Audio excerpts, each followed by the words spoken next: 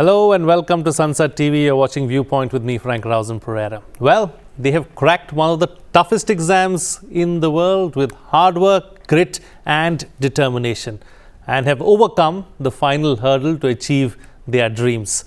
How did they manage to clear the UPSC Civil Services Examination 2024 with flying colours? What was their strategy? How did they go about their journey, and what does it take to get to where they are right now?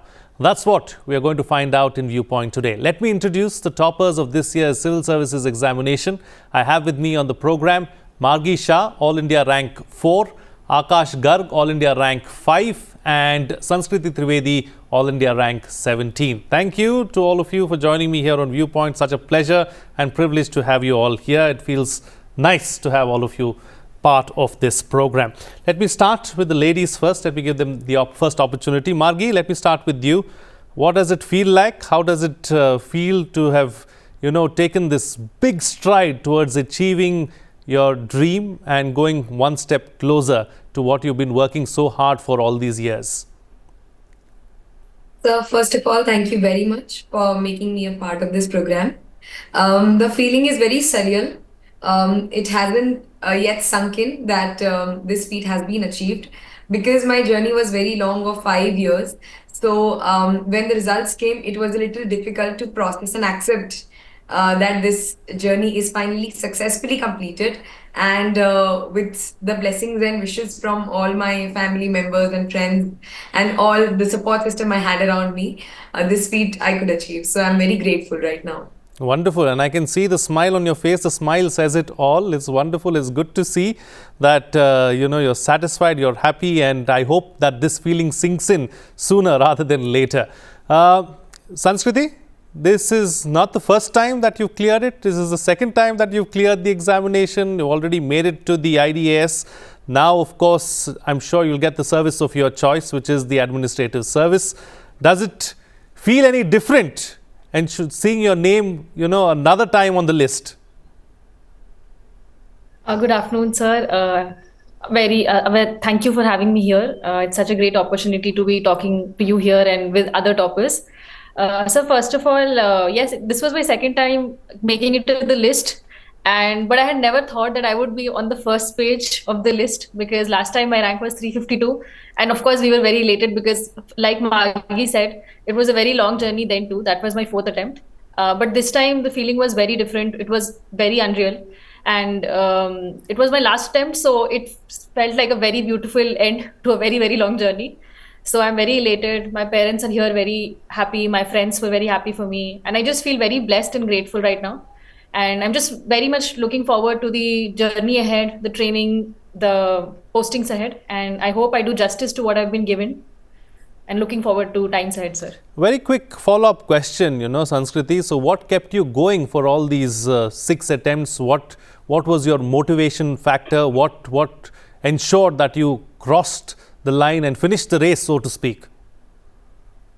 Yes, sir. I think the question of why is very important in this journey, because each attempt takes a year from your very youth years, what it is called. So I think from very school years, I was clear that I want to get into public service. And my father had already written this exam, and he knew what are the ups and downs of it. And he had introduced me to the kind of public service that especially the IAS does. So that was obviously the first starting point. And also in college, I studied political science and got to know a lot about public welfare administration. So from there, I think a lot of motivation drew in.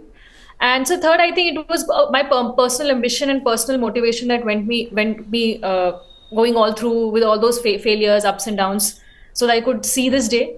And I feel really blessed that I could actually complete my journey on a positive note, because it might be possible that I would not have been here.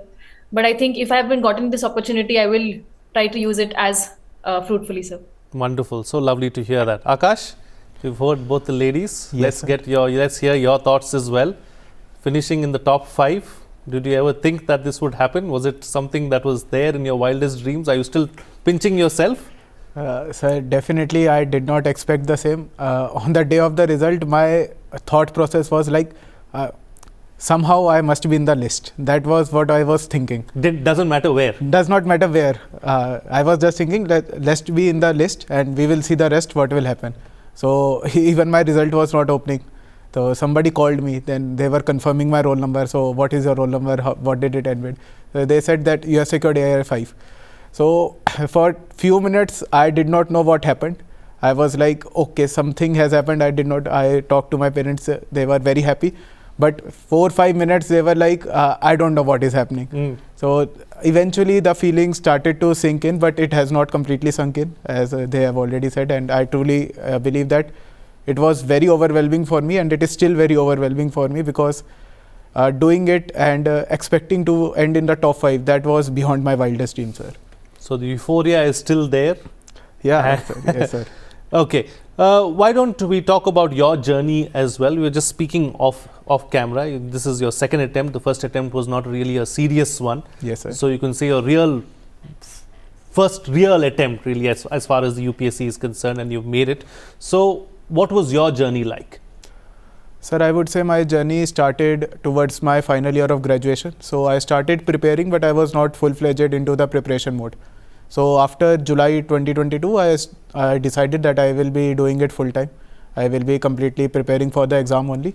I gave 2023 exam, but that did not clear well. I did not clear prelims. And then for the 1 year that I got after 2023 prelims, I was very focused in my study during that time.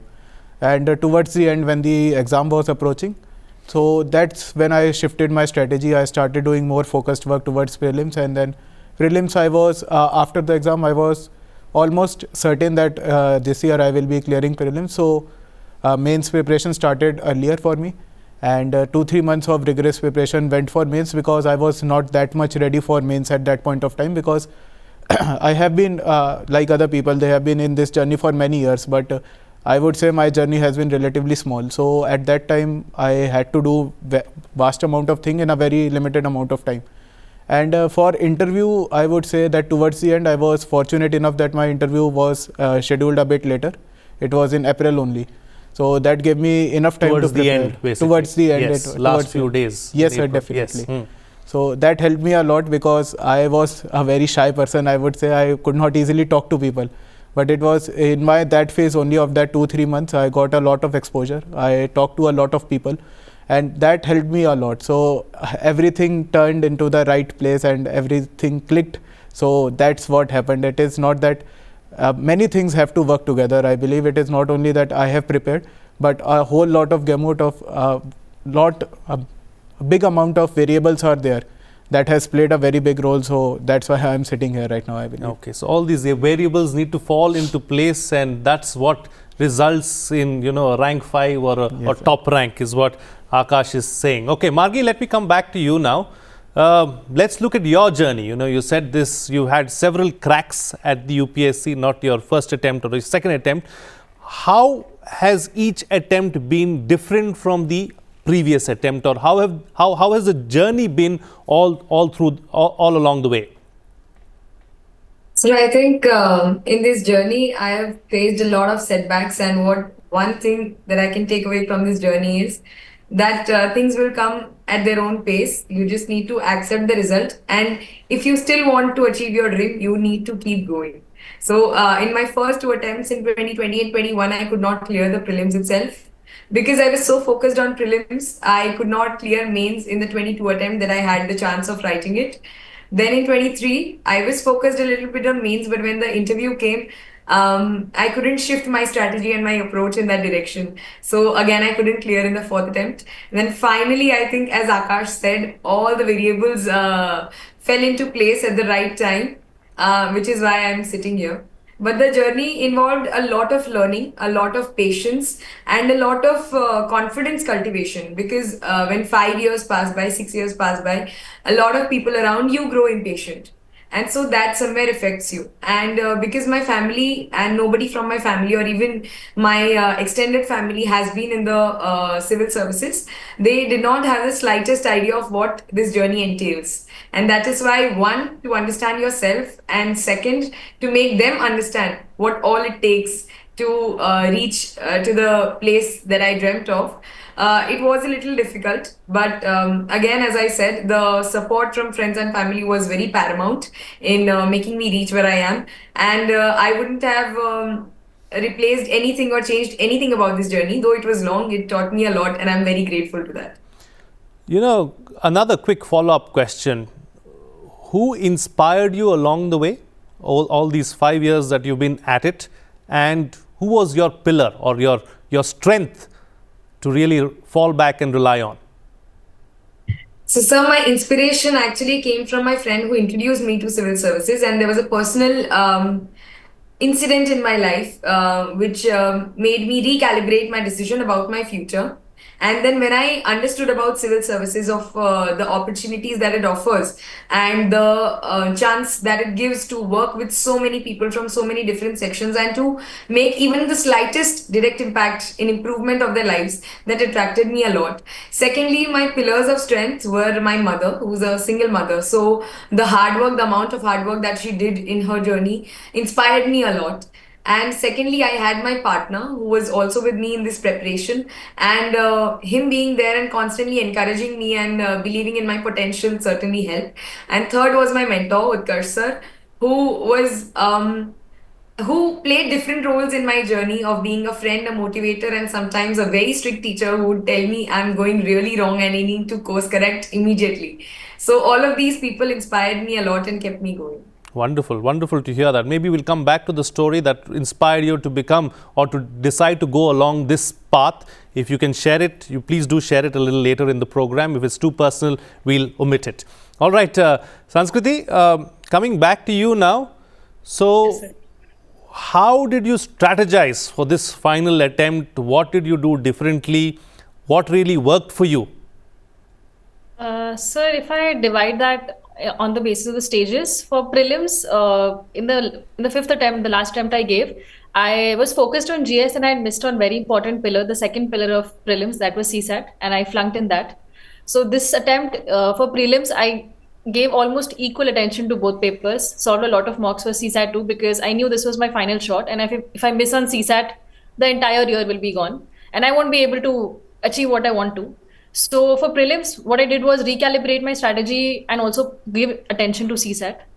So for mains, as I had been preparing and also had written mains earlier, my basic notes were complete. I had basic idea of everything, but what I did was value addition and also tried to align my answers more to what the question demanded and write more with more brevity, more to the point, more explanatory.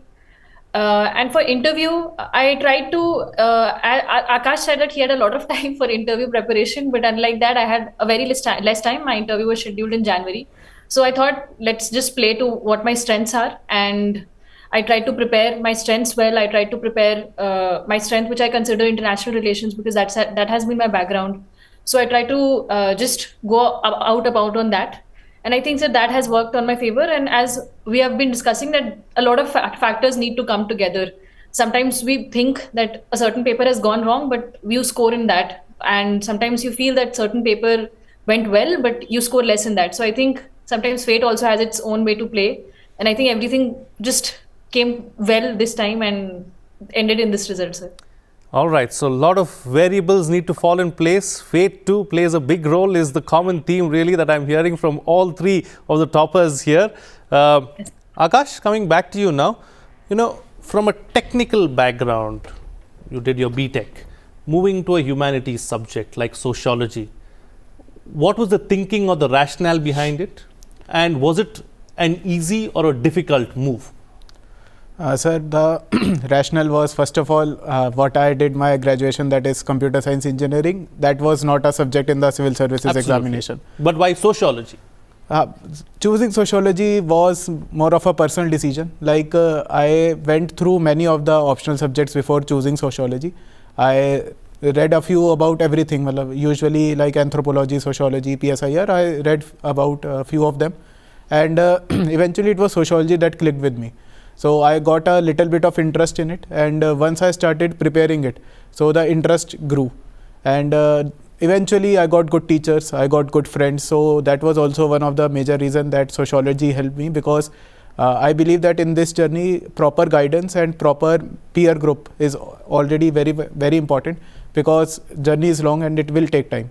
So sociology, that's why it all clicked, and I got good teachers, I got good guidance, and I believe that. But how easy or difficult was it to make the switch from a technical background to a humanities subject? Eventually, sir, initially there was a few hiccups. Like in technical background, there is usually one correct answer that we usually get. But in a sociology, and it's in binary, yes or no. Yeah, yes or no. There is no gray area. Yes. But in sociology, there is like 100 answers to a particular thing, and every answer is correct. So that is one of the things that I had to develop while studying sociology, because there is no one correct answer. There are different perspectives. You have to study different perspectives, and you can answer accordingly, and every answer is right. So that was one of the things that initially was a challenge, but once I got comfortable with it, once I was able to understand the demand of what UPSC wants us to study, so that was when I became comfortable with the subject. Great, great. Okay, moving forward now, Margi.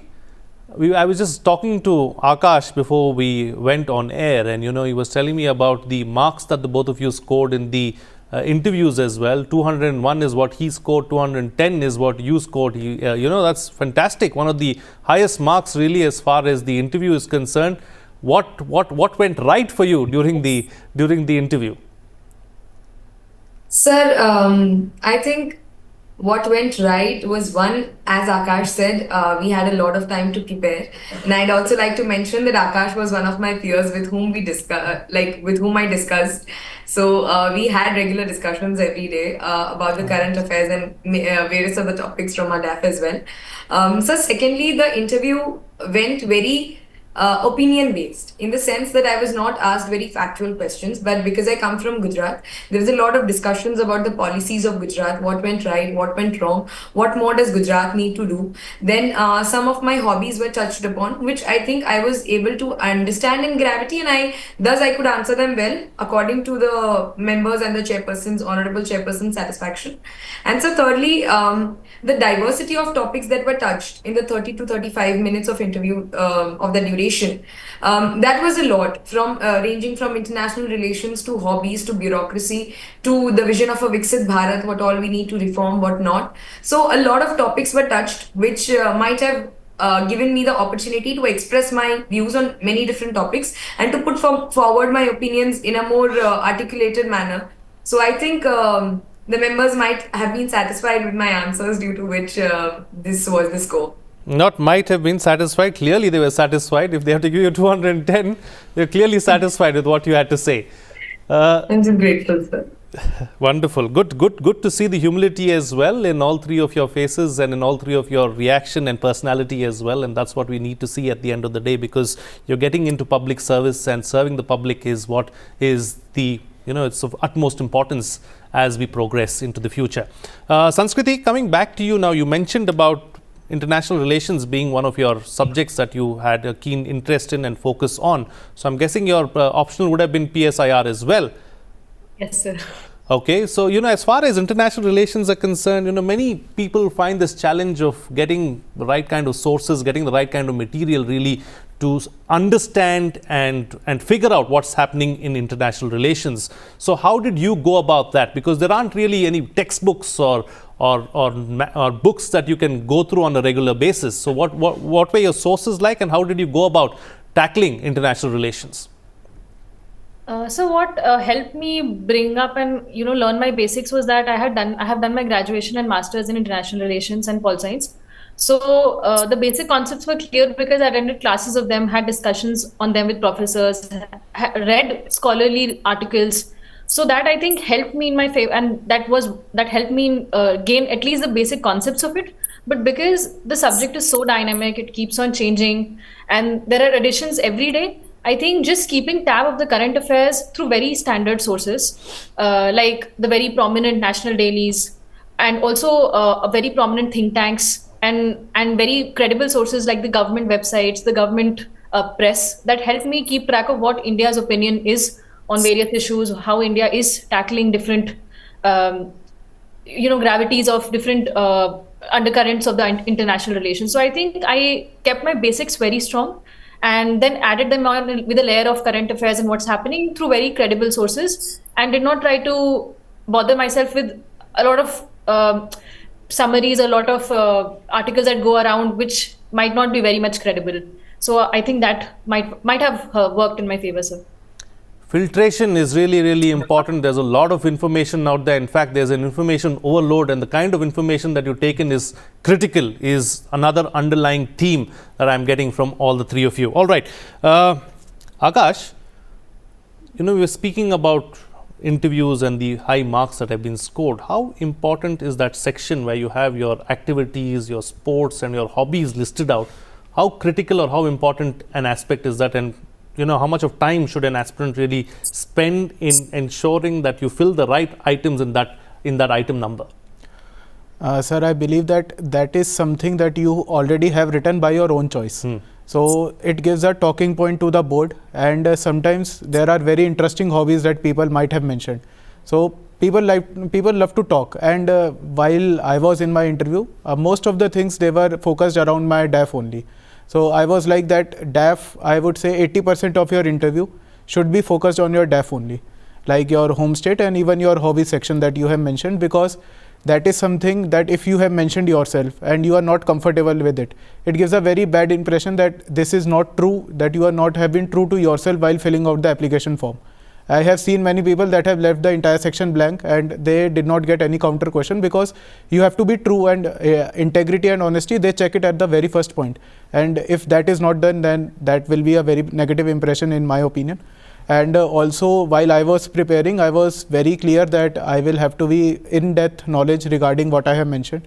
Like I have mentioned AI in my DEF, and also I like to watch movies and Formula 1 racing. So I was pretty sure that I need to have good technical knowledge regarding the same, what is happening, what are the current events that are happening around these areas. So I believe that if you are mentioning them, you have to be very well abreast with them so that you are able to tackle good questions.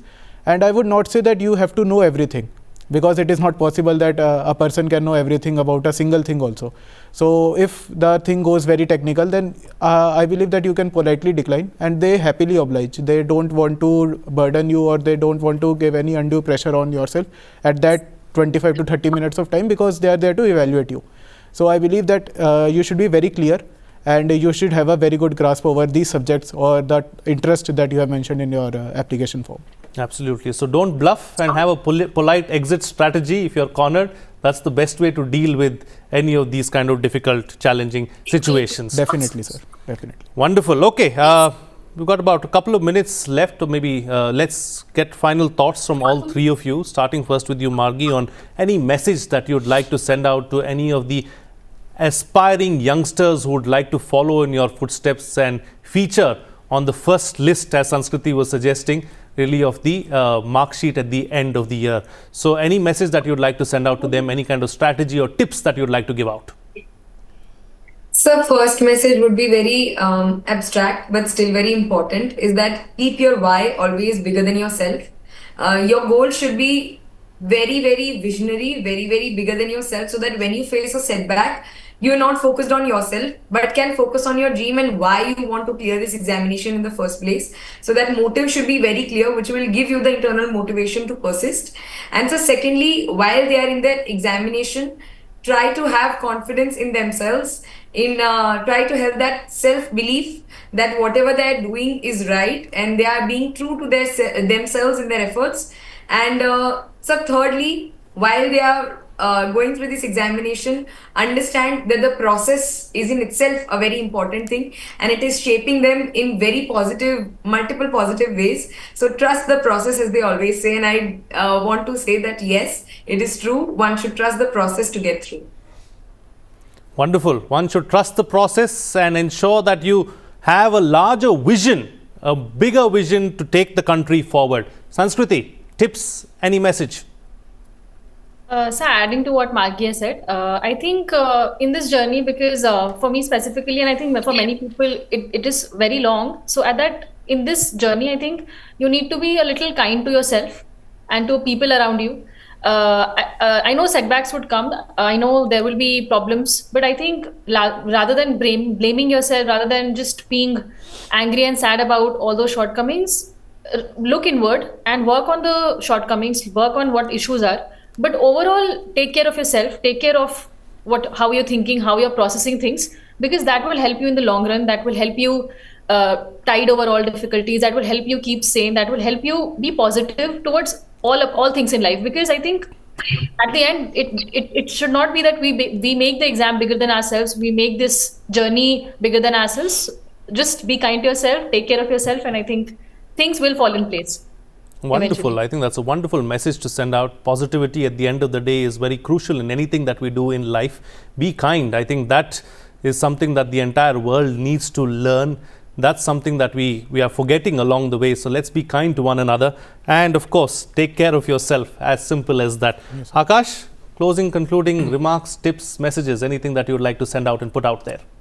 Sir, I have two things I would like to say. First of all, that this preparation is long. It will take enough amount of your time.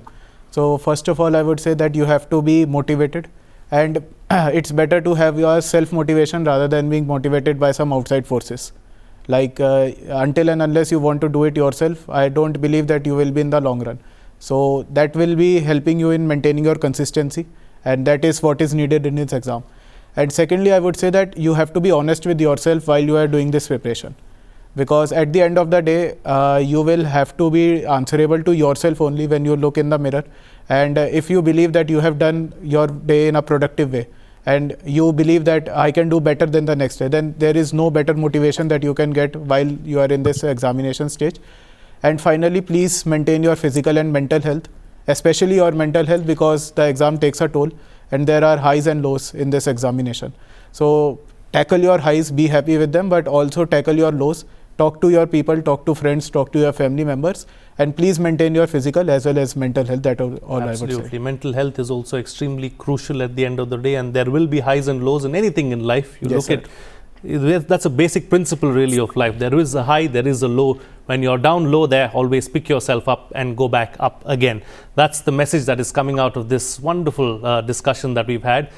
One of the best 25 minutes that I've spent in recent times. So thank you to all three of you for joining me on the Viewpoint today and sharing all your tips, your strategies, and a bit of yourself with all of us. It was wonderful to have you here. I think India's future is in good hands, and that's what I've come to see looking at this particular interaction over the last 25 minutes or so. May Ishwara bless you all abundantly, and hope to see you take India to a brighter future. That's it on this edition of Viewpoint. This is Frank Rausan Pereira signing off.